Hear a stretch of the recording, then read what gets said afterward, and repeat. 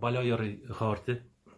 Bhí me gur a beganín be cainte inne faoi trí leabhar go mo chuid agus is Sraith taintab, Sraith na Teamhrach an tainnim Tara Trilogy.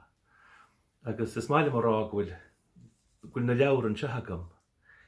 Chéad leabhar Conaire Mór an Diarmuid.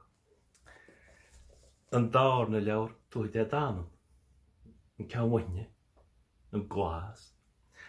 Agus an tríomh leabhar níl se bhfad ó fáil sé bhí Éadaoin. Agus na trí leabhar seo Sraith na Teamhrach tá muid a thuairt arab. Mar is i dteabhair a hálíns an chuid is mó go imeachtaí móra na thrí scéal. Conaire Mór is i dteabhair a gairimil na ria.